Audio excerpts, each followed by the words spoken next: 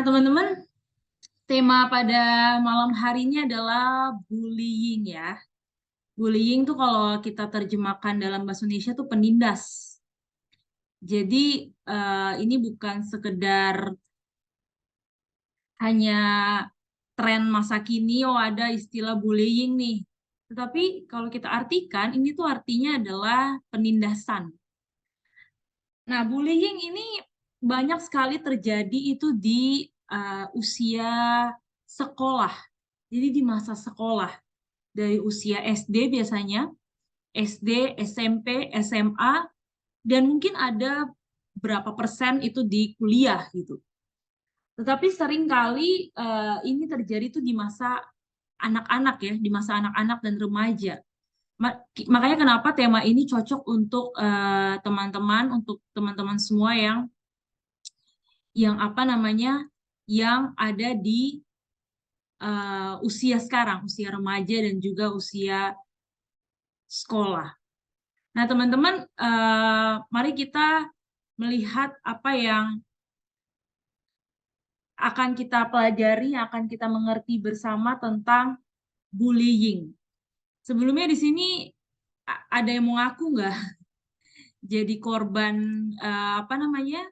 Jadi korban atau jadi ini, jadi apa? Jadi pelakunya. Ada yang ini? Ada yang mau mengaku? Boleh dikasih emoticon apa gitu? Pelaku atau korban. Jadi nggak ketebak nih pelaku atau korban, tapi teman-teman kasih emoticon aja. Kasih emoticon di apa namanya? Di Zoom-nya. Silakan. Saya mau lihat di sini kita ada 7 orang. Ini nggak ada nih pelaku atau korban. Kayaknya nggak mungkin deh. Silakan emoticonnya. Nggak ketebak kan pelaku siapa, pelaku atau korban, kasih emoticon aja. Saya pengen tahu. Teman-teman mengerti nggak sih, sebelum dijelaskan, mengerti nggak sih bullying ini apa? Bullying ini apa? Silakan. Darren, Catherine, Kevin, Josel, Irene, Vincent.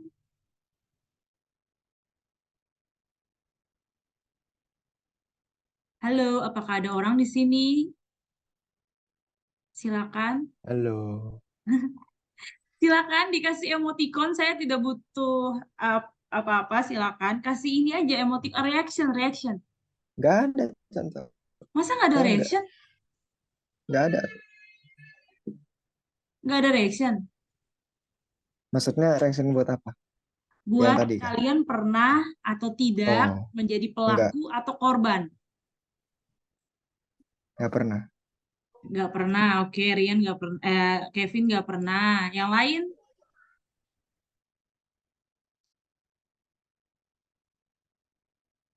Kira-kira mengerti nggak nih kalian? Bullying ini apa? Ini yang lain tahu atau nggak tahu nih?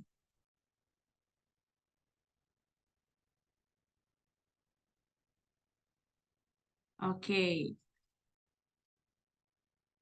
Oke, kalau gitu nanti ke depannya, nanti di pembahasan ini saya mau minta teman-teman untuk kita, karena ini bukan sekedar khotbah, tapi ini adalah ruang terbuka untuk kita sharing, untuk kita berbagi ya. Jadi teman-teman silakan nanti kalau saya minta untuk mau baca atau ngomong, teman-teman bisa buka mic-nya dan bicara ya.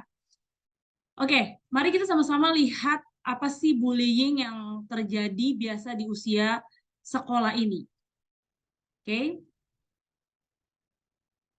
teman-teman, mungkin teman-teman ada yang sudah mengerti atau ada yang belum terlalu mengerti. Bullying itu apa sih? Seperti tadi sudah saya katakan, bullying itu adalah penindasan ya dalam bahasa Indonesia. Jadi bullying itu adalah perilaku agresif yang tidak diinginkan di antara anak-anak usia sekolah, yang melibatkan ketidakseimbangan kekuatan yang nyata atau yang dirasakan. Jadi perilaku tersebut itu berulang atau berpotensi untuk diulang dari waktu ke waktu, baik anak-anak yang ditindas maupun yang menindas. Orang lain mungkin memiliki masalah yang serius dan yang bertahan lama. Jadi teman-teman, bullying ini bukan hanya sekedar kata atau sekedar tren, tetapi ini ada masalah yang terjadi baik dari yang menindas dan yang ditindas. Sekali lagi, bullying itu dalam bahasa Indonesia tuh penindasan ya. Nah, mari kita lihat lebih lanjut. Nah, bahkan tuh bisa dianggap sebagai intimidasi bila apa? Bila ketidakseimbangan kekuatan. Jadi ada ketidakseimbangan kekuatan di antara pergaulan gitu. Jadi anak-anak yang menggertak itu menggunakan kekuatan mereka seperti kekuatan fisik, kemudian akses ke informasi yang memalukan atau popularitas untuk mengendalikan atau menyakiti orang lain. Jadi ketidakseimbangan kekuatan ini dapat berubah dari waktu ke waktu dan dalam situasi yang berbeda, bahkan jika mereka melibatkan orang yang sama. Dan di dalam bullying ini ada pengulangan. Jadi bully itu bukan hanya satu peristiwa sekali.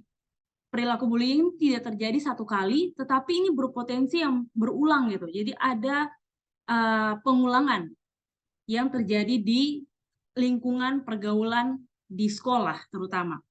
Nah, mari kita lihat. Mari kita mengidentifikasikan bullying. Bullying itu ada beberapa hal ya. Mari kita lihat. Pertama itu adalah disengaja. Jadi orang yang membuli itu ada tipe yang disengaja gitu. Dia sengaja untuk menyakiti temannya atau untuk menyakiti orang lain. Terjadi berulang-ulang dan ada perbedaan kekuasaan. Jadi teman-teman, saya rasa teman-teman tahu ya, biasa tuh pembuli dan dibully itu ada beda kekuasaan gitu. Satu tuh punya kuasa yang seorang pelaku bullying memang punya kuasa yang kuat gitu. Dia bermaksud untuk dengan sengaja menyebabkan rasa sakit pada korbannya. Baik menyakiti fisik atau kata-kata atau perilaku yang menyakitkan dan melakukannya berulang kali. Dan anak laki-laki itu lebih mungkin mengalami bullying secara fisik. Biasanya kan laki-laki itu suka mukul ya, saling mukul. Nah, sedangkan anak perempuan itu lebih mungkin mengalami bullying secara psikologis. Walaupun jenis keduanya ini tentu cenderung saling berhubungan ya. Jadi ada yang bilang laki-laki itu cenderung dibully itu secara fisik, entah jadi didorong atau ditonjok atau dipukul. Nah, sedangkan perempuan itu lebih ke arah psikologis. Nanti kita akan lihat lebih lanjut seperti apa sih yang dimaksud dengan identifikasi bullying ini. Nah, ini teman-teman. Pelaku bully, orang bullying adalah pola perilaku, bukan insiden yang terjadi sekali-sekali. Anak-anak yang melakukan bullying biasanya berasal dari status sosial atau posisi kekuasaan yang lebih tinggi, seperti anak-anak yang lebih besar, lebih kuat, atau dianggap populer, sehingga dapat menyalahgunakan posisinya. Nah, teman-teman, saya mau teman-teman sambil saya jelasin, teman-teman mungkin bisa ingat ya, lingkungan sekolah atau lingkungan pergaulan teman-teman. Coba perhatikan anak-anak yang suka membuli. Biasa orang-orang yang suka membuli itu, mereka tuh punya status sosial yang lebih tinggi. Biasanya orang-orang kaya, orang-orang yang punya duit banyak, yang kelihatan berduit. Atau dia punya badan yang lebih besar, dia lebih kuat. Atau misalnya dia dipercayakan sama guru lebih nih. Jadi dia bisa membuli temannya dengan kekuatannya dia. Atau dia populer di sekolah. Orang populer di sekolah sehingga dengan posisinya itu, dia membuli atau menindas teman yang lain. Nah, sedangkan korban bully itu adalah anak-anak atau orang-orang yang paling rentan menghadapi resiko lebih tinggi untuk dibully. Seringkali adalah anak-anak yang berasal dari masyarakat terpinggir, anak-anak yang dari keluarga berpenghasilan rendah, anak-anak yang penampilan atau ukuran tubuhnya berbeda, anak-anak penyandang disabilitas, atau anak-anak yang migrasi atau pengungsi. Nah, ini kita bisa lihat ya, biasanya pelaku bully itu biasanya adalah orang-orang yang merasa dirinya hebat, yang punya power. Nah, korban itu biasanya yang lemah, yang mungkin dia orang sederhana, miskin, atau tubuhnya tuh ada cacat, tubuhnya tuh ada kurang, atau dia penampilannya tuh nggak menarik. Nah, biasanya seperti ini. Nah, kalau misalnya bullying juga misalnya kalau misalnya anak laki-laki ke anak perempuan, biasanya seperti itu ya. Anak laki-laki tuh dia merasa dia lebih kuat, dia lebih hebat, jadi dia suka ganggu anak-anak perempuan, jadi digangguin. Nah, ini adalah pola bully, pelaku dan korban bully yang sering ada di sekolah. Nah, mari kita lihat lebih lanjut. Nah, ini dia teman-teman, tipe bullying. Tipe bullying itu ada di lingkungan sosial, di lingkungan verbal, kemudian di fisikal, yaitu di fisik, dan cyberbullying. Cyberbullying ini adalah tindakan bullying di internet. Mari kita gali ini, kita belajar ini sama-sama supaya teman-teman bisa tahu apakah saya sudah melakukan bully, saya sebagai pelaku bully, atau saya sebagai korban bully. Dan ada satu lagi nanti akan kita belajar, bukan hanya sekedar pelaku, bukan hanya sekedar korban, tapi ada satu lagi. Nanti kita akan lihat sama-sama. Nah, verbal bullying. Pertama tuh adalah menggoda. Jadi verbal bullying itu teman-teman, kalau teman-teman lihat ya gambar di sebelah kiri ini mungkin lewat kata-kata gitu. Tetapi ini ilustrasinya bagus ya. Kata-kata tapi dia memukul orang dengan kata-katanya. Jadi apa yang keluar dari mulutnya, verbal bullying itu, dia menyakiti orang lain bukan secara fisik tetapi lewat kata-kata. Jadi seperti ada pukulan yang kencang yang kena ke orang itu tapi bukan fisik tapi verbal, yaitu kata-kata. Itu dengan menggoda. Misalnya digoda lah. Misalnya kalau teman-teman lihat ada misalnya anak perempuan lewat, lalu kumpulan anak laki-laki menggoda perempuan itu. Nah, itu sudah verbal bullying atau mengejek. Mengejek dengan nama panggilan. Biasanya nih anak-anak suka kayak misalnya, oh dia kakinya panjang, isi panjang, kaki panjang, si kaki panjang, kayak gitu. Diejek setiap kali dia lewat. Atau dia mungkin punya hidung yang pesek, hidung pesek, hidung pesek. Jadi diejek ketika dia itu lewat, dan itu dilakukan di depan orang banyak dan terus-menerus ke orang itu. Atau nama panggilan biasanya nih ya, nggak tahu ada nggak ya di sampai sekarang masih ada apa nggak, tapi kayaknya saya pernah tanya ke anak-anak, ke teman-teman, itu masih ada gitu. Nama panggilan ejekan nama orang tua. Jadi udah tahu nama orang tuanya siapa, terus diejek nama orang tuanya, tuh diejek setiap kali dia lewat, diejek nama orang tuanya. Nah, itu adalah verbal bullying. Kemudian komentar seksual yang tidak pantas. Misalnya kalau di usia remaja tuh kan sudah mengalami pubertas kan. Jadi ada bagian-bagian tubuh yang diejek, tapi itu berhubungan dengan seksualitas gitu. Jadi itu diucapkan lewat kata-kata. Kemudian ya ini mengejek, kemudian mengancam dan menyebabkan kerusakan.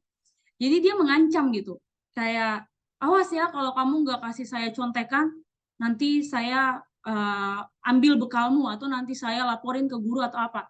Jadi dia mengancam dan itu menyebabkan kerusakan juga. Jadi hal-hal seperti ini tuh akhirnya kalau orang verbal bullying ini dia akhirnya membuat orang tuh jadi takut. Orang yang dibully ini takut, padahal hanya kata-kata seperti yang sudah dicontohkan ini. Jadi pertama tuh adalah verbal bullying. Kemudian selanjutnya itu ada social bullying. Nah, social bullying ini saya mau minta satu orang untuk baca. Airin, boleh tolong baca, Airin?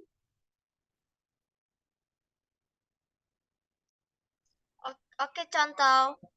Social bullying. Penindasan sosial. Kadang-kadang disebut sebagai intimidasi relasional, melibatkan menyakiti reputasi atau hubungan seseorang. Ya, oke.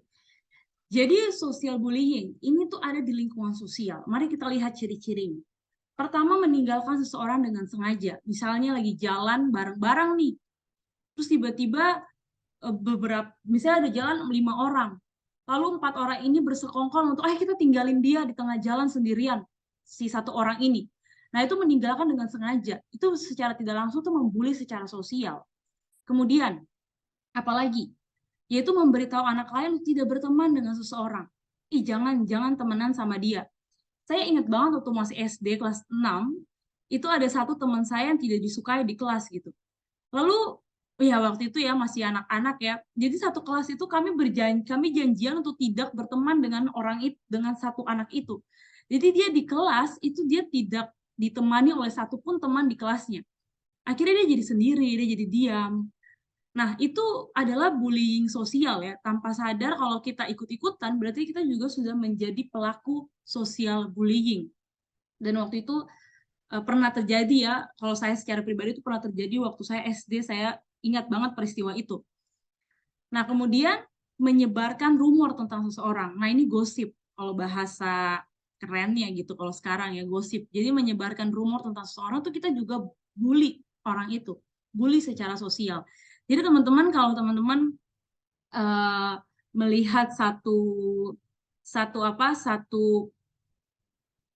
perkumpulan, pergaulan, lalu ada gosip di sana, itu bukan hanya sekedar gosip yang bicarain orang, itu buruk, bicarakan keburukan orang itu juga sudah salah, tetapi itu secara tidak langsung kita tuh membuli orang itu, tapi membuli itu secara sosial. Jadi menyebarkan rumor tentang orang itu. Kita memberitakan fitnah. Akhirnya orang itu tuh secara sosial dia akhirnya tidak disukai oleh teman-temannya. Kemudian mempermalukan seseorang di depan umum. Ini juga social bullying. Misalnya dia pakai tas aneh atau dia mungkin bajunya kucel atau hal apapun lalu dibully, diejek di depan umum, depan orang banyak. Nah, ini termasuk di dalam social bullying. Jadi teman-teman, kalau teman-teman pernah melihat situasi seperti ini di sekolah, mungkin teman-teman bisa melihat bahwa ini adalah salah satu dari perilaku bullying, pembuli atau mereka yang dibully. Mari kita lihat selanjutnya. Physical bullying. Boleh minta tolong Rian untuk bacakan? Oke, contoh. Physical bullying, penindasan fisik melibatkan menyakiti tubuh atau harta benda seseorang. Oke. Nah, physical bullying. Mari kita lihat ciri-cirinya ya. Memukul atau menendang atau mencubit. Ini kalau teman-teman bisa lihat gambarnya ya. Misalnya ini sering sekali terjadi ya di usia sekolah dasar dan SMP lah. SMA mungkin 1-2 kali sering terjadi. Biasanya laki-laki itu suka tiba-tiba menjambak rambut anak perempuan, gak ada angin, gak ada hujan, tiba-tiba datang anak perempuan itu lewat terus dijambak rambutnya, ditarik ininya. Nah, biasanya seperti itu, atau sesama anak laki-laki. Baru selesai ini dijegat gitu, merasa diri keren kan, anak satu laki-laki jadi merasa diri hebat, akhirnya dijambak lah, ditarik lah bajunya, dipukul lah, diajakin inilah. Itu sering banget terjadi di dalam dunia sekolah ya, di dalam lingkungan sekolah gitu. Jadi entah anak laki-laki yang menggoda, mengisengin anak perempuan atau sesama anak laki-laki, atau bahkan mungkin anak perempuan yang gangguin anak laki-laki, ada juga suka ganggu bajunya atau tarik dasinya atau hal apapun. Jadi dibully secara fisik. Kemudian selanjutnya itu adalah meludah. Nah, ini agak menjijikan ya, tapi meludah entah meludah pas dia lewat, meludah di depan atau meludah tempat makannya atau hal apapun lah. Tersandung atau mendorong. Jadi dengan sengaja membuat orang itu jatuh ya. Biasanya tuh sering di sekolah tuh bermain ya, tapi kadang-kadang tuh kalau orang yang dibully, orang yang jatuh itu malu, itu termasuk jadi physical bullying tanpa sadari. Terus mengambil atau merusak barang seseorang. Jadi misalnya lagi kesel sama temennya, diambillah kotak pensilnya atau apanya, terus dirusak, pensil dipatahin atau hal-hal yang pokoknya merusak barang seseorang. Kemudian membuat gerakan tangan yang kasar atau bersikap kasar gitu. Misalnya menggertak dengan tangan kayak hendak mau memukul atau bahkan sampai memukul gitu. Nah, ini adalah physical bullying yang sering terjadi juga di lingkungan pergaulan di sekolah. Oke, selanjutnya cyberbullying. Boleh minta Catherine untuk baca? Cyberbullying sering terjadi melalui media sosial, postingan atau teks atau pesan instan, email atau platform online yang tempat berinteraksi sosial. Nah, ini dia cyberbullying.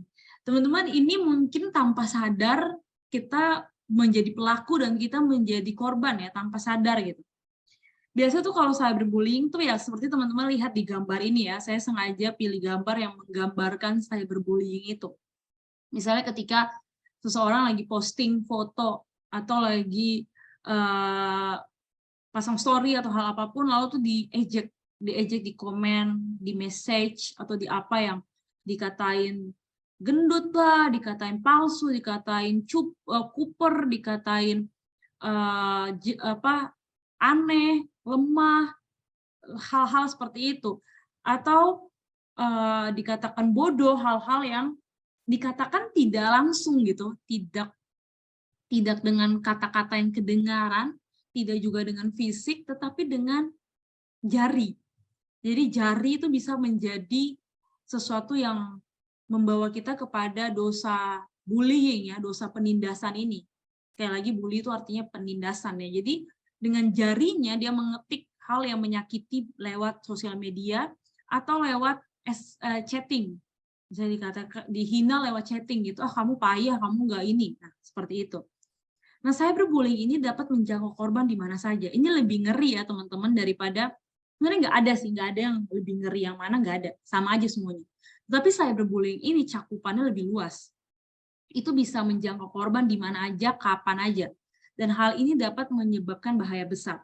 Karena dapat dengan cepat menjangkau khalayak luas dan meninggalkan jejak permanen secara online untuk semua yang terlibat di dalamnya. Teman-teman, kalau misalnya teman-teman posting foto aib atau foto memalukan gitu kan, tapi mungkin cuma di story gitu, tanpa persetujuan dari, misalnya si A posting foto memalukan tentang si B, jadi tanpa persetujuan dari si B gitu, hal yang memalukan, terus nanti si A bilang, itu kan cuma sebentar, cuma di story aja, tapi jangan sampai kita tahu ada tombol screenshot, jadi orang lain itu bisa aja screenshot gitu, tanpa kita sadari yang melihat tuh bisa screenshot dan simpan itu. Mungkin satu hari hilang atau beberapa menit terus hilang gitu karena dia suruh hapus kan. Tapi ada orang-orang yang bisa dengan cekatan, apalagi zaman sekarang ya cekatan banget untuk screenshot. Nah, itu bisa disimpan dan akan menjadi bahan untuk ancaman.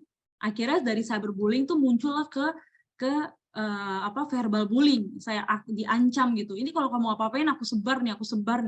Nah, itu adalah bullying, itu adalah penindasan secara cyber lewat online, tetapi berkaitan erat nanti dengan orang jadinya verbal gitu. Misalnya saya posting foto memalukan tentang teman saya, lalu saya hapus, lalu saya bilang, oke, kamu harus ini ya, kalau kamu nggak ikutin apa yang saya mau, saya sebar ini fotonya. Jadi akhirnya muncul verbal, ancaman. Nah, itu mengakibatkan tekanan buat orang yang dibully ini, meskipun kita pikir, itu cuma bercanda, itu cuma main-main kok. Tapi teman-teman, kita harus peka dengan hal ini ya. Ini tuh adalah penindasan. Apalagi tanpa persetujuan dari orang itu, kecuali kalau ada persetujuan. Tetapi itu pun kita harus lihat jangka panjang, karena ada tombol screenshot, ada tombol macam-macam yang sangat cepat sekali bisa permanen secara online. Mungkin kita bisa hilang 1-2 tahun, nanti 10 tahun kemudian akan dibuka lagi, dan mungkin itu akan mengakibatkan rasa malu dan lain sebagainya. Jadi itu adalah hal-hal yang kita tahu sama-sama ya, physical bullying, secara fisik, secara verbal, kata-kata, secara apalagi tadi, jadi physical bullying, sosial, secara sosial, physical bullying, dan cyberbullying. Sekarang menjadi pertanyaan ya, mengapa ada bullying gitu? Mengapa bullying atau penindasan ini bisa terjadi? Dan kadang ya teman-teman, orang pikir nih hal biasa gitu. Hal biasa yang ini terjadi di lingkungan pergaulan. Orang ini yang pergaulan kok contoh, teman-teman main aja kok, bercanda-bercanda aja kok. Ini kan seru-seruan kayak gitu. Nah, ada yang mengatakan seperti itu. Tapi mari kita lihat mengapa sih, apa yang melatar belakangin bullying ini terjadi. Jadi penindasan ini terjadi bukan hanya di era teman-teman ya. Dari tahun ke tahun, generasi ganti generasi, yang namanya bullying di dunia pergaulan sekolah itu, dari usia SD sampai SMA, itu sangat populer. Dan bullying yang terjadi di masa sekolah 12 tahun ini, sampai mungkin ada tambahan di kuliah, itu punya dampak panjang ke dunia dewasa, teman-teman. Jadi ada akibat yang akan ditanggung oleh orang-orang setelah dia melewati masa remaja. Misalnya seperti saya dan teman-teman saya yang sekarang sudah usia dewasa, itu karakter yang kami punya itu ada andil yang tanpa sadar mungkin karena kami dulu membuli atau kami dibully. Jadi ada hal yang terjadi. Nah, makanya itu mari kita lihat mengapa bullying atau penindasan ini terjadi. Nah, anak-anak yang memiliki kontrol yang tidak bisa ditahan, ini berpotensi untuk menjadi pembuli. Nah, saya meminta untuk Darren, boleh tolong bacakan? Ya, anak yang memiliki kontrol diri yang rendah berpotensi menjadi pembuli karena sebelumnya menjadi korban kekerasan dan menganggap dirinya selalu terancam dan biasanya bertindak menyerang sebelum diserang, tidak memiliki perasaan bertanggung jawab terhadap tindakan yang telah dilakukan, serta selalu ingin mengontrol dan mendominasi dan tidak menghargai orang lain. Mereka melakukan bullying sebagai bentuk balas dendam. Oke, terima kasih, Darren. Teman-teman, coba teman-teman lihat tipe orang-orang yang suka membuli. Itu tanpa sadar ya, sebenarnya dia itu bisa jadi dia adalah mantan korban bully. Jadi dia dulu pernah dibully gitu.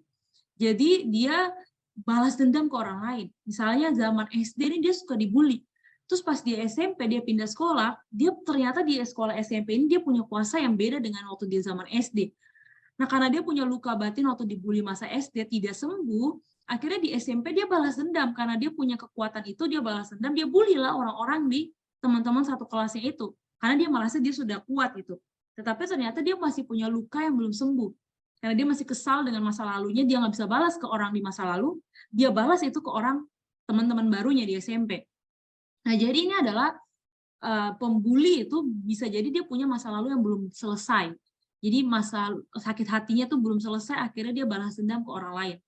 Atau ini dia, seperti tadi sudah dibaca, bertindak untuk menyerang sebelum diserang. Misalnya dia udah tahu nih, wah ini kayaknya aku bakal diserang nih. Sebelum dia diserang, dia akan langsung timbal balik. Misalnya dia melihat nih orang nih kayak mau ngejek-ngejek aku nih, langsung bilang apa lu jelek, langsung kayak gitu. Jadi dia langsung ngegertak duluan, melakukan bullying duluan, karena dia menjaga supaya jangan sampai gue dibully nih, jangan sampai aku dibully nih. Nah, kemudian selanjutnya adalah korban bully. Nah, korban bully ini berkaitan dengan ketidakmampuan atau kekurangan korban dari aspek fisik, psikologi, sehingga merasa dikucilkan. Nah, orang-orang yang tidak bisa mengontrol dirinya juga, dia bisa menjadi korban. Kenapa dia bisa menjadi korban? Karena dia nggak mampu untuk melawan. Dia nggak mampu, fisiknya lemah, psikologisnya juga lemah gitu. Dia nggak bisa, dia orang yang gampang takut ketika udah dibully kayak gitu, dia kayak udah nggak tahu mau ngapain, ya udah diem aja gitu. Akhirnya dia membiarkan dirinya dibully. Nah, ini adalah korban bully. Oke, boleh minta tolong Hoven buat bacakan. Oke, contoh. Keluarga permisif terhadap perilaku kekerasan yang ditunjukkan dengan orang tua yang sering bertengkar dan melakukan tindakan yang agresif serta tidak mampu memberikan pengasuhan yang baik. Ya, thank you. Jadi dia melihat orang tuh, biasa pelaku pembuli ini yang bicara tentang penindas ya, orang yang menindas, orang yang bullying ini, itu dia menyaksikan keluarganya tuh adalah, oh papa mamanya sering bertengkar, papa sering marahin mama sering marahin papa. Bahkan bukan hanya lewat mulut, tetapi lewat fisik. Misalnya papa pukul mama atau mama ngelawan papa dengan melempar sesuatu. Nah, jadi dia melihat tindakan di keluarganya. Sehingga dia merasa, oh, berarti saya bisa ngelakuin ini juga nih ke teman-teman saya. Dan biasanya tuh adalah orang-orang yang tidak memiliki pengasuhan yang baik di rumah. Kemudian teman sebaya yang menjadi supporter atau penonton yang secara tidak langsung membantu pembuli memperoleh dukungan kuasa, popularitas, dan status. Nah, biasanya dia punya circle yang kuat gitu. Pembuli tuh biasanya dia punya circle yang kuat. Misalnya dia punya teman-teman yang kuat, dia merasa hebat, oh saya punya backingan nih, punya teman-teman. Jadi saya punya kuasa untuk membuli orang itu. Jadi popularitas, circle yang kuat, dan hal-hal itu akhirnya mendukung si pembuli ini untuk membuli orang lain, menindas orang lain. Kemudian media massa sering menampilkan adegan kekerasan yang juga mempengaruhi tingkah laku dan kekerasan anak dan remaja. Jadi ini hal-hal yang yang kelihatan di depan televisi bahwa oh ini adegan kekerasan nih di film-film atau hal biasa, akhirnya oh aku juga bisa membuli. Seperti contohnya hal kecil aja ya, anak-anak kecil sekolah minggu atau anak-anak yang masih TK, SD gitu, TK itu kalau dia nonton film pahlawan-pahlawan yang pukul-pukul kayak gitu, dia bisa mempraktekannya kan. Dia mempraktekkan, dia kalau tidak ada yang mengarahkan, dia bisa mempraktekkan itu ke orang lain, itu sudah masuk bullying secara fisik, apalagi kalau sampai anak itu menangis. Nah oke. Nah ini teman-teman, ini adalah hal-hal yang kenapa sih bullying itu terjadi, karena ada latar belakang pernah dibully, terus ada defense, ingin menjaga diri, kemudian melihat orang lain, keluarga, menonton di televisi, atau punya backingan yang kuat, punya circle atau teman-teman yang kuat, sehingga akhirnya, oh saya mau membuli, saya bisa membuli. Nah itu adalah alasan kenapa bullying itu terjadi. Kemudian kalau satu lagi, kalau di cyber itu biasanya dia bisa bersembunyi. Nah biasanya tuh ini ya, kemarin udah ngobrol-ngobrol tuh sama beberapa anak-anak remaja tentang second account. Nah second account itu kan biasa nama palsu ya biasanya. Nah second account itu bisa dipakai untuk membuli. Jadi membuli orang lain dengan second account.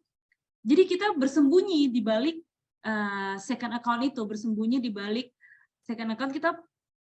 Dan kalau orang itu tidak bijaksana, tidak tahu hal itu buruk atau berdampak buruk, itu bisa dengan second account itu dia mencaci, dia memaki orang lain. Makanya sering banget ya selebriti kalau mereka dibully, mereka sering bilang kan, kalau berani pakai first account dong, kalau berani tunjukin aslinya dong, kau beraninya main bersembunyi di balik second account. Nah jadi itu mengapa terjadi? Kenapa cyberbullying bisa terjadi? Karena bisa buat account beberapa kali, dan dengan account itu pakai untuk membuli orang lain, baik itu teman maupun orang yang tidak kita kenal. Nah inilah jahatnya media sosial ya, dan itu bisa terjadi kalau yang punya, ya kalau kita sebagai pemilik akun itu tidak memiliki pola pikir yang baik, tidak memiliki hikmat dan kebijaksanaan untuk menggunakan media yang kita punya. Nah mari kita lihat dampak dari bullying. Nah ini yang tanpa sadari ya teman-teman bisa terjadi. Apa sih dampak dari bullying? Untuk pelaku. Nah, saya boleh minta siapa yang belum? Cia boleh tolong bacakan? Semua Kak Contoh. Ya, sekalian.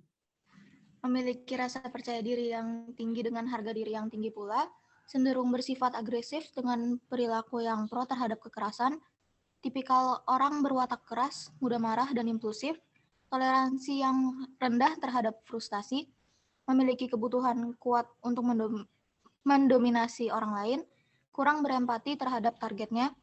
Dengan melakukan bullying, pelaku akan beranggapan bahwa mereka memiliki kekuasaan terhadap keadaan dan menyebabkan terbentuknya perilaku berupa kekerasan dan perilaku kriminal lainnya. Oke, terima kasih. Nah, teman-teman, inilah kalau misalnya seandainya teman-teman adalah pelaku gitu. Kalau teman-teman seandainya adalah pelaku bullying, itu akan mengakibatkan sifat-sifat seperti ini gitu. Orangnya akan bersifat berwatak keras dan mudah impulsif, mudah mengambil tindakan dengan cepat gitu. Bahkan kurang empati. Jadi orang yang punya empatinya kurang gitu. Dia nggak kesensitifannya dengan kesedihan orang lain tuh kurang. Bahkan dapat menyebabkan perilaku kriminal. Jadi bisa jadi ya, tidak semua, tapi bisa jadi pelaku-pelaku kriminal seperti pembunuh atau pelaku-pelaku kriminal saat usia dewasa ya teman-teman, itu bisa jadi mereka adalah orang-orang yang dulu waktu masa sekolahnya itu adalah pembuli. Jadi orang-orang yang menindas teman-teman usia sekolahnya. Nah orang-orang seperti ini itu mau mendominasi orang lain, agresif, tindakannya itu dia merasa kekerasan itu hal biasa. Nah ini adalah dampak dari bullying untuk si pelaku. Si pelaku akan memiliki sifat dan karakter yang seperti ini gitu, tanpa dia sadari itu terbentuk di dalam dirinya secara alami, karena dia berani untuk membuli, karena dia berani untuk menindas orang-orang yang lemah, teman-temannya yang lemah. Nah, kemudian kita melihat apa dampak dari pihak korban ya. Boleh minta tolong Josel bacakan?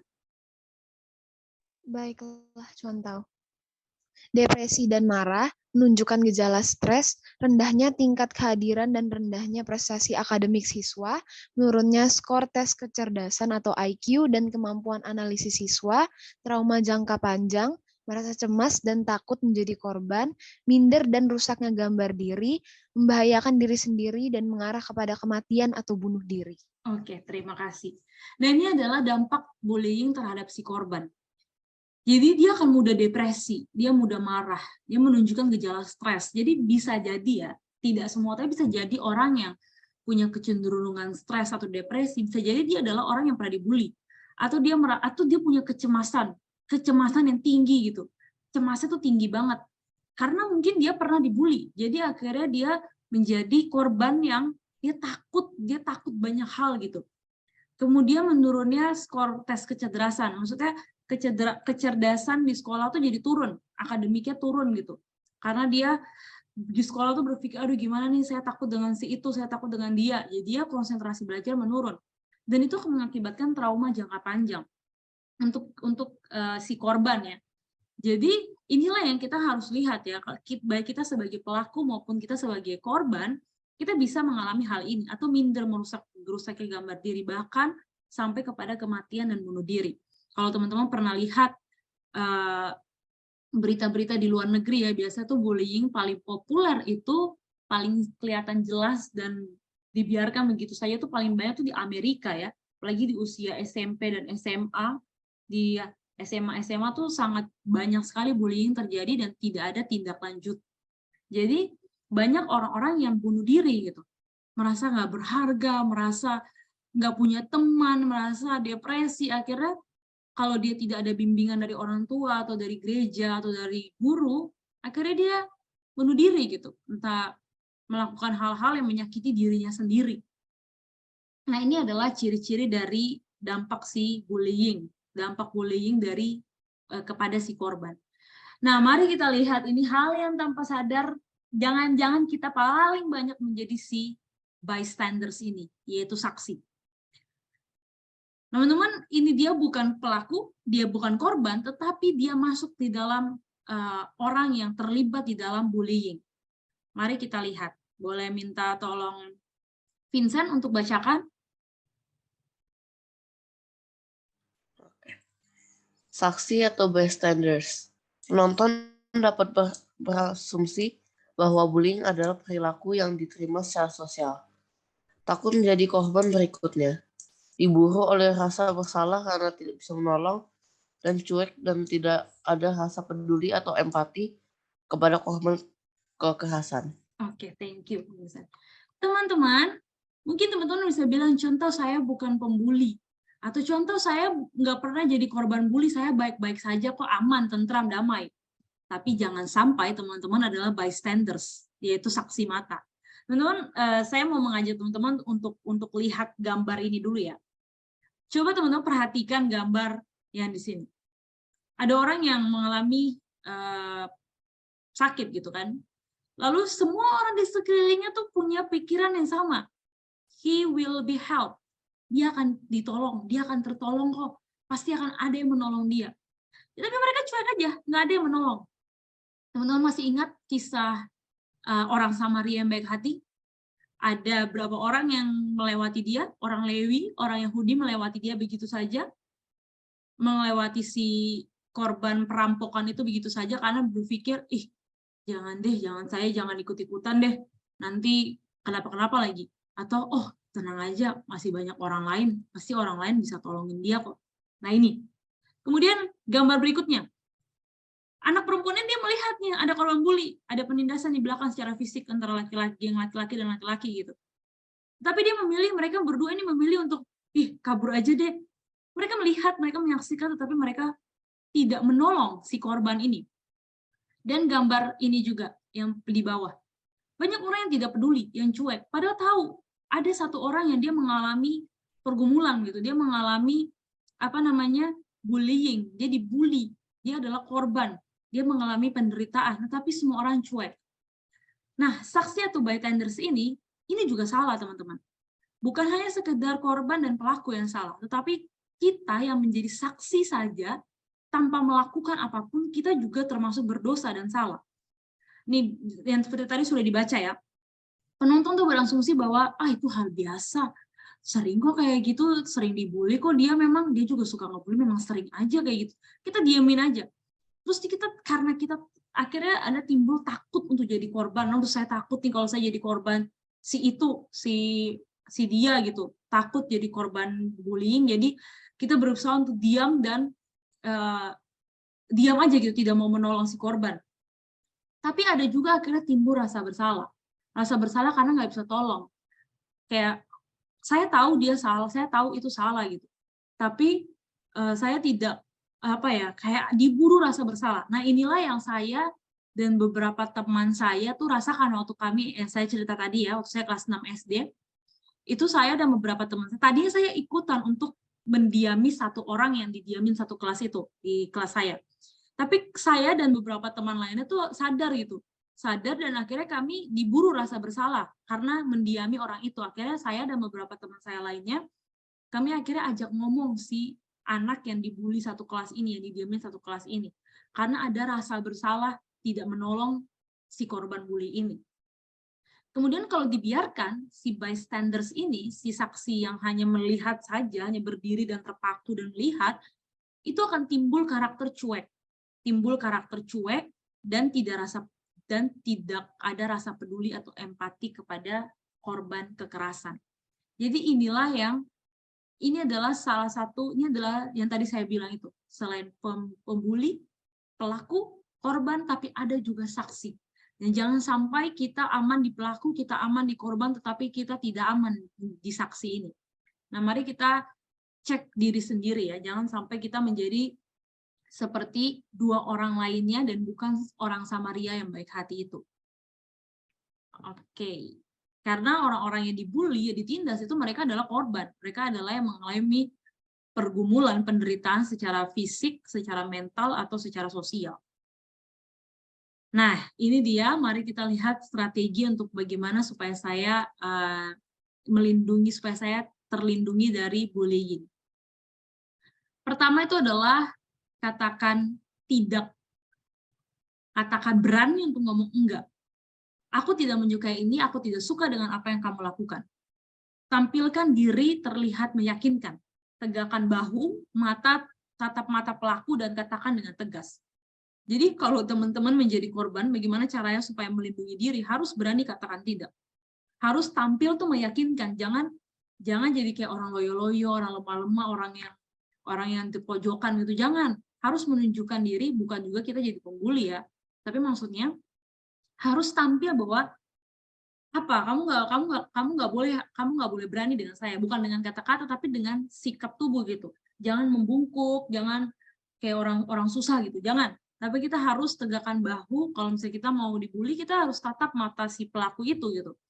Dan berani, kita harus berani katakan aku nggak suka diginiin, aku nggak suka dengan apa yang kamu lakukan.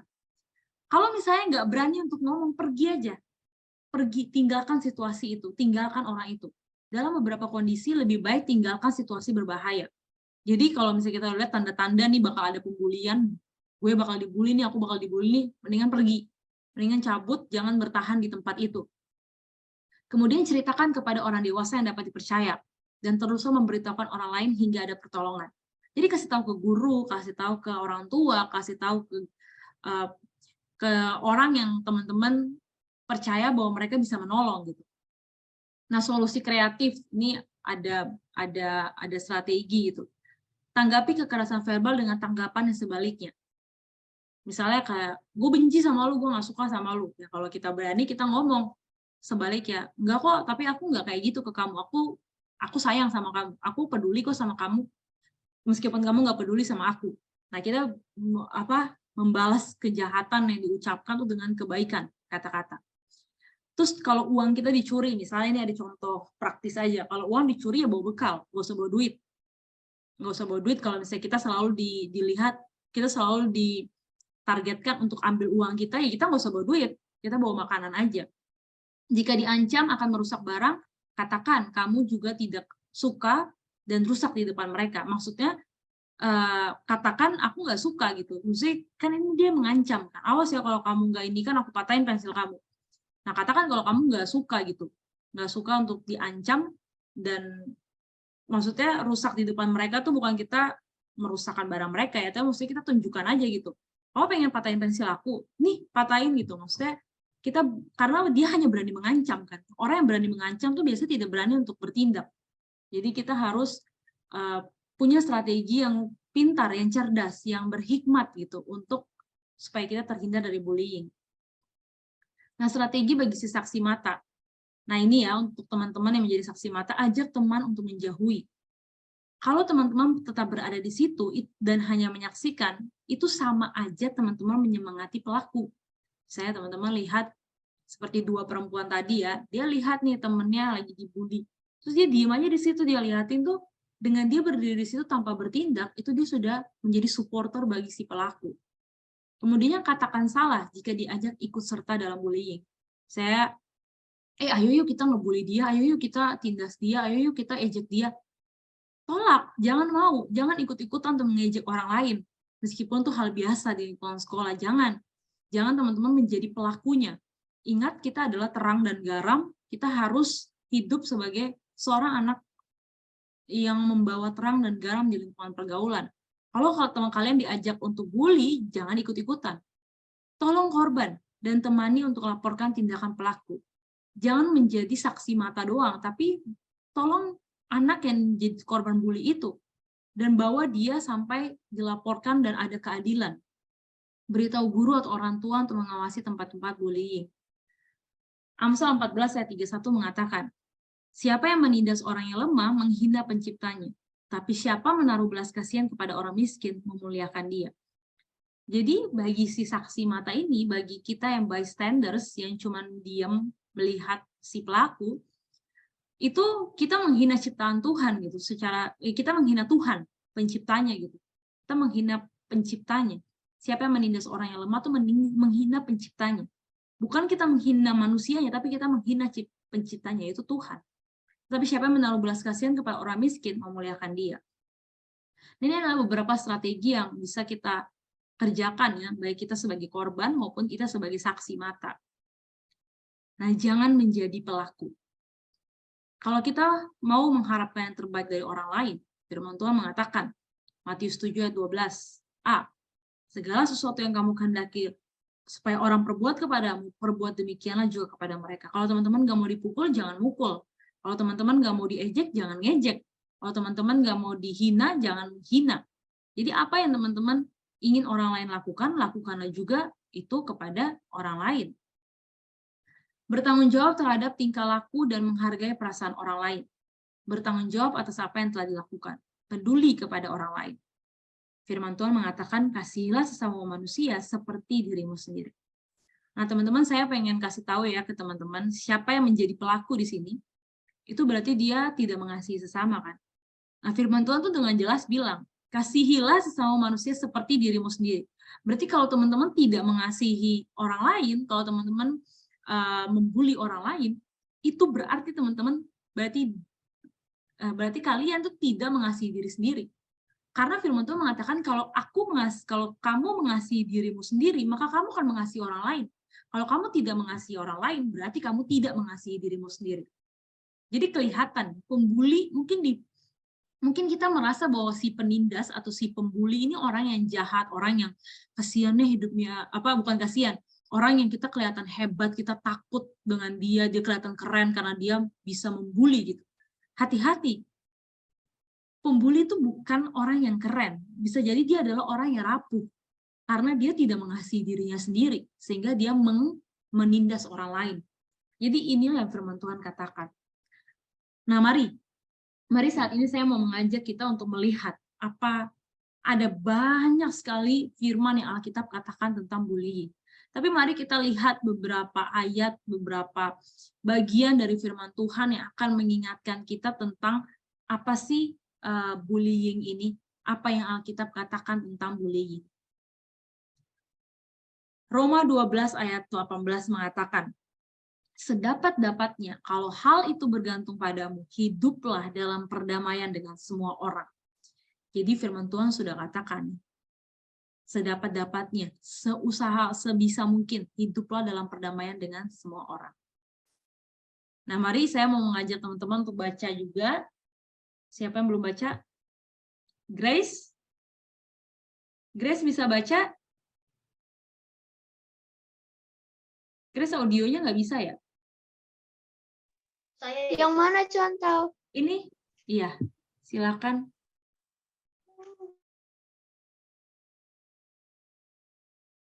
Bisa, Grace?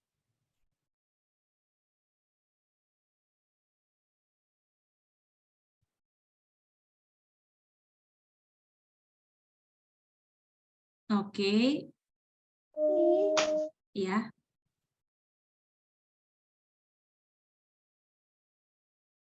Oke, kayaknya ada ini. Boleh yang lain aja ya. Hoven, boleh tolong baca? Ya, contoh. Barang siapa berkata bahwa ia berada di dalam terang, tetapi ia membenci saudaranya, ia berada di dalam kegelapan sampai sekarang. 1 Yohanes 2 ayat 10. Setiap orang yang membenci saudaranya adalah seorang pembunuh manusia. 1 Yohanes 3 ayat 15. Iya. Teman-teman, kadang-kadang kita mikir, oh pembunuh itu yang nusuk pakai pisau, yang kasih makanan beracun terus mati temennya kan. Itu pembunuh. Tapi firman Tuhan bilang nggak seperti itu, nggak hanya itu. Pembunuh itu adalah mereka yang membenci saudaranya. 1 Yohanes 3 ayat 15 mengatakan, setiap orang yang membenci saudaranya itu adalah pembunuh manusia.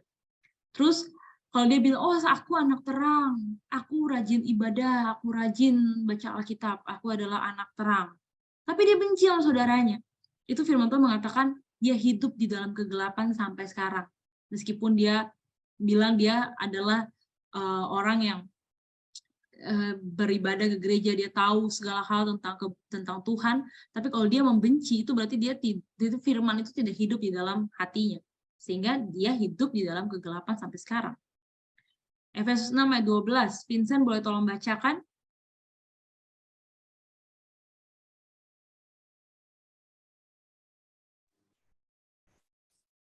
Perjuangan kita bukanlah melawan darah dan daging, tetapi melawan pemerintah-pemerintah, melawan penguasa-penguasa, melawan penghulu dunia yang gelap ini, melawan roh-roh jahat di udara.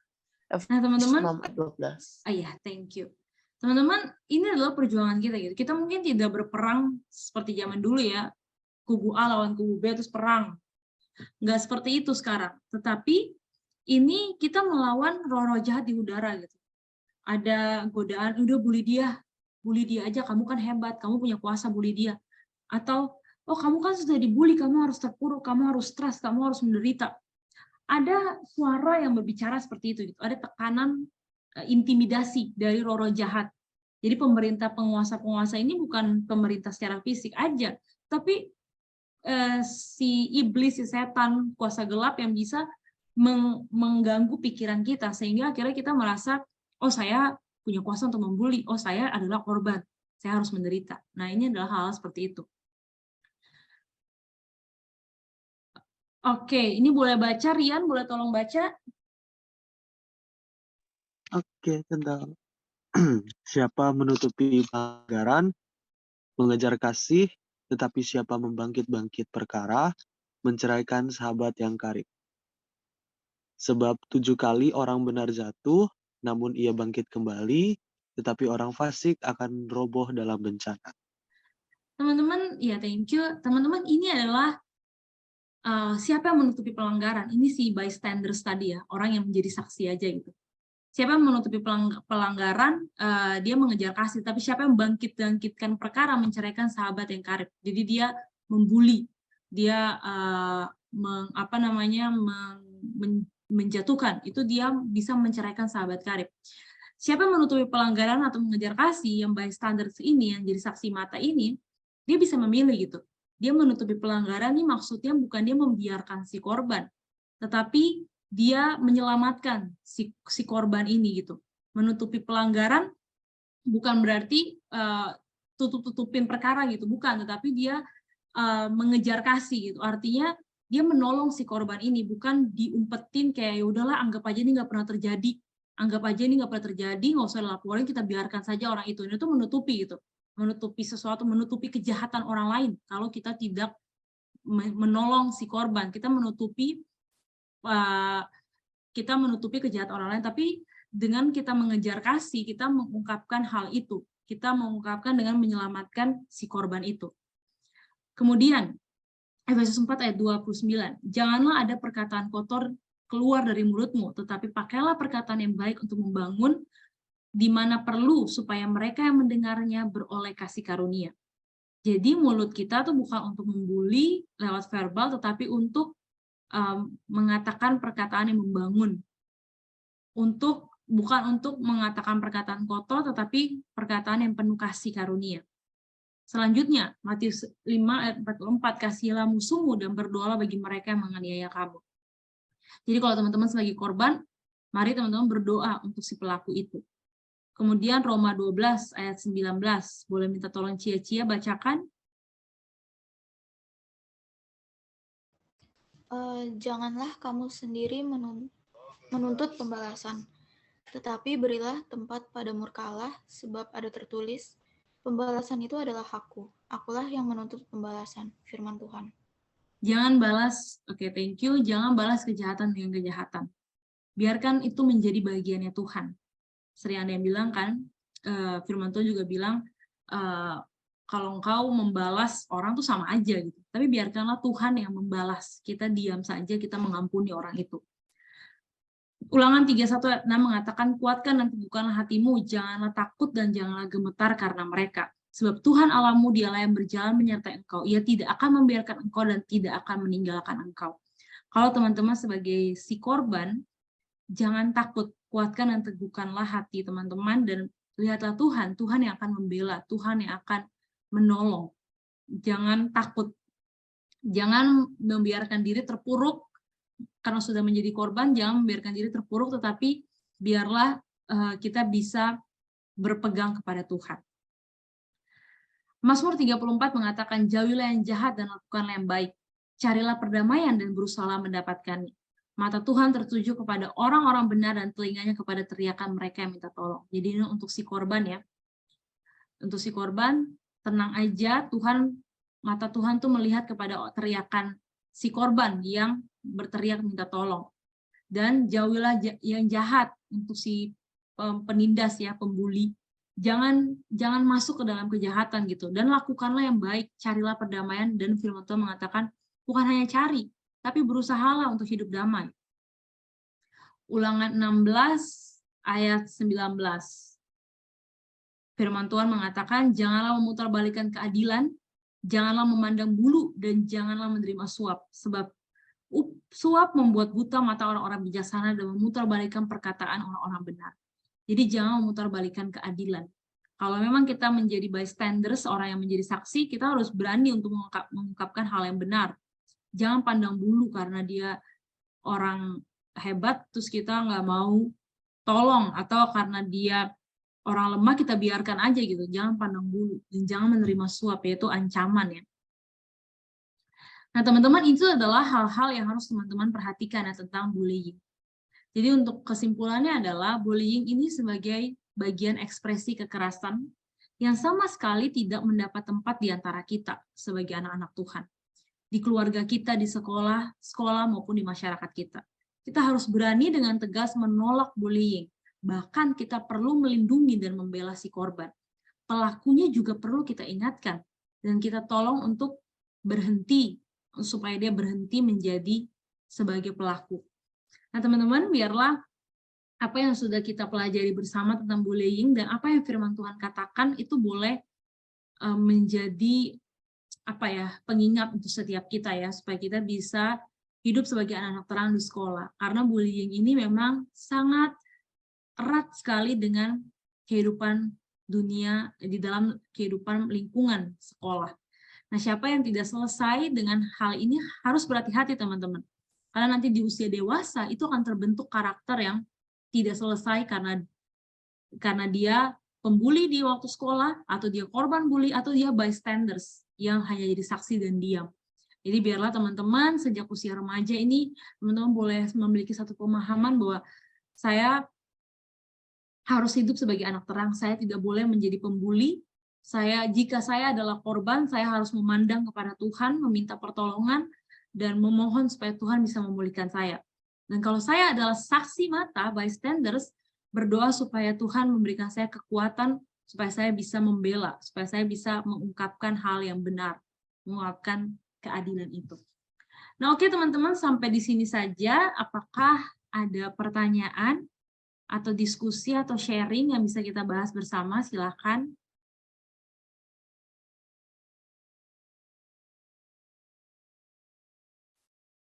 Silakan, boleh dibuka mic-nya atau lewat chatting jika ada yang memiliki pertanyaan atau mau sharing.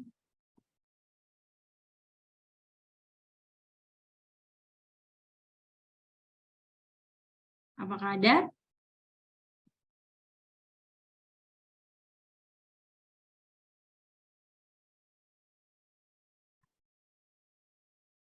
Jadi kira-kira bullying masih ada atau enggak ya?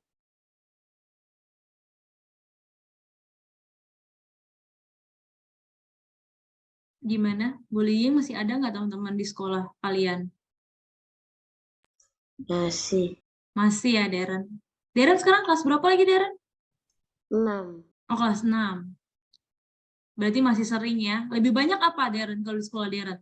Verbal, fisik, sosial, atau cyber? Yang Darren lihat. Nggak tahu. Sosial kali. Sosial, oke. Yang lain? Ini Darren di SD-nya. Nah, yang lain teman-teman yang SMP, SMA, masih ada nggak nih cyberbullying? Masih ada bullying nggak nih? Silakan. Atau udah nggak ada? SMP, SMA udah nggak ada? Nggak mungkin sih. Masih ada nggak? Oke, kalau gitu saya tanya ya. Lebih banyak apa nih? Bullying di sekolah tuh lebih banyak apa? Kalau tadi Darren, dia bilang di sekolahnya tuh kebanyakan sosial. Yang lain?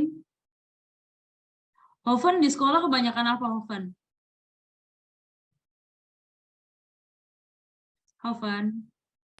Bully ini jarang sih contoh. Hah? Bully jarang sih di sekolah saya. Apa? Nggak kedengeran? Jarang di sekolah saya contoh. Oh, di sekolah kamu jarang ada bullying? Jarang. Wih, hebat ya. Luar biasa. Oke. Cia-cia apa Cia paling banyak? Yang paling sering? Paling banyak manggil orang pakai nama bapaknya sih contoh. Verbal berarti. Masih ya? Ya ampun. Kayaknya itu tidak akan punah deh. Oke. Verbal berarti. Vincent, apa Vincent di sekolah? Kalau bullying paling banyak tuh apa? Gak ada sih kalau sama bullying, soalnya ada udah ada polisi anti bully. Oh, berarti nggak berani ya? Yang bullying udah kena sanksi udah. Oh, kalau boleh tahu sanksinya apa tuh? Kalau ketahuan bullying? Ya ketahuan bullying pengen naik karakternya dikurangi. Masuk kantor BK? Nggak tahu sih kita BK ada nggak ya? Masih kurang tahu. Tapi yang pasti nilai karakternya dikurangi atau nggak naik kelas. Oh, hebat. Ya udah bagus ada ya? sanksinya. Berarti nggak berani mereka membuli ya akhirnya. Tapi nggak tahu sih karena mereka kayak gini ya. Kalau Diam-diam. pas pelajaran gitu, kadang-kadang kan mereka kan suka kayak kata kasar gitu ya.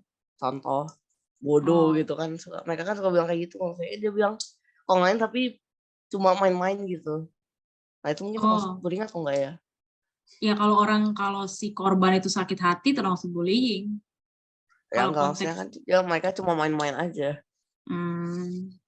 Kalau misalnya nggak ada yang sakit hati ya bercanda, cuma kan tuh kata-kata kasar juga ya akhirnya jadinya. Oke, Rian, apa Rian? Rian Catherine yang satu-satu sekolah ini. Paling sering Gimana apa? ya, Canda?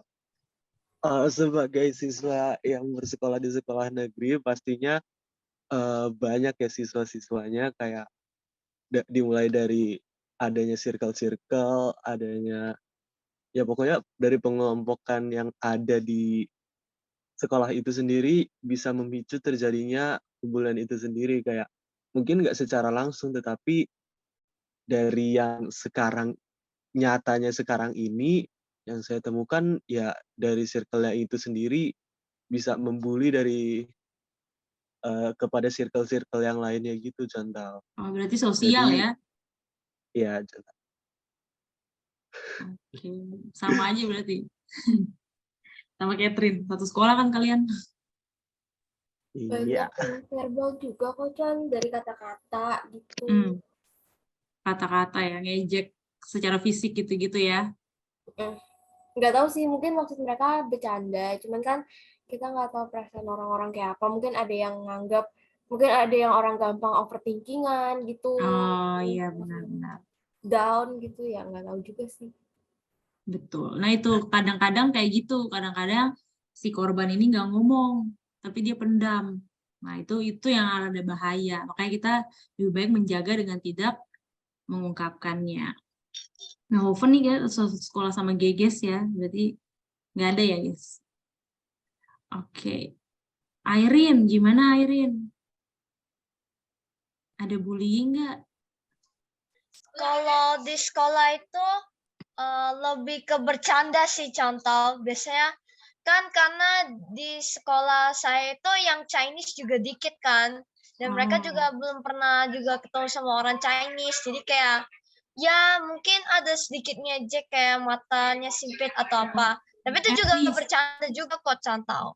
Nggak ada sakit hati juga kok, Cantau. Nggak. Paling cuma kayak bercanda-canda doang gitu aja sih, Cantau. Nggak ada bullying juga. Oke, berarti itu etnis ya, ya oke lah. Tapi nggak ada yang sakit hati. Ya semoga nggak ada ya. Josel gimana Josel di sekolah? Sama sih kayak Irene. Oh itu, oke. Verbal berarti ya? Iya. Oke. Kevin gimana, Vin? Kevin gimana, Vin? Di sekolah kebanyakan melihat apa? Banyak sih. Apa Pemandangan. Pemandangan apa, Vin? Ada aksi-aksi kan? Preman-preman sekolah. Oh, preman. Itu mereka main fisik? Enggak sih, jarang. Kata-kata ya? Kata-kata. Dan biasanya geng-geng ya? Circle-circle ya, gitu kayak ya? berkelompok gitu ya, circle. Kayak bikin geng gitu. Kadang-kadang suka apa ya, main-main motor sekolah. Oh, astaga, nggak dimarahin guru kan itu? Dimarahin pastinya. Oh, jadi merasa diri hebat ya orang-orang ada kelompok-kelompok kayak gitu. Oke, berarti thank you teman-teman. Berarti secara garis besar memang masih ada ya tanpa kita sadari itu masih ada, dan memang yang namanya juga dunia ini berdosa ya. Jadi putaran itu akan terus ada. Tapi teman-teman sudah tahu ya teman-teman, sebagai seorang anak Tuhan itu harus seperti apa di tengah-tengah pergaulan di sekolah. Biarlah teman-teman bisa mempraktekkan itu menjadi saksi Tuhan. Dan oke, kita sudah selesai sampai di sini. Kalau ada yang mau sharing lagi, maka ada. Kalau nggak ada, saya akan tutup dalam doa. Oke, baiklah. Mari kita berdoa. Kami bersyukur Tuhan karena kami boleh menyelesaikan pembahasan pada malam hari ini. Biarlah melalui pemahaman tentang bullying ini kami boleh mengerti apa yang harus kami lakukan. Jauhkanlah kami dari korban yang mengalaminya, dan pulihkanlah kami jika kami mengalami itu dan mungkin ada sakit hati yang terjadi, dan jauhkanlah kami dari pelaku Tuhan. Jangan sampai kami menjadi pelaku bullying yang tanpa sadar kami menyakiti perasaan dan diri orang lain. Dan jauhkanlah juga dan mampukanlah kami Tuhan agar kami mampu untuk menjadi penolong bagi si korban ketika kami menyaksikan hal itu. Terima kasih Tuhan Yesus, inilah kami anak-anak-Mu, tolonglah kami untuk menjadi saksi Tuhan yang hidup. Hanya dalam nama-Mu Tuhan Yesus Kristus kami berdoa dan kami bersyukur. Amin.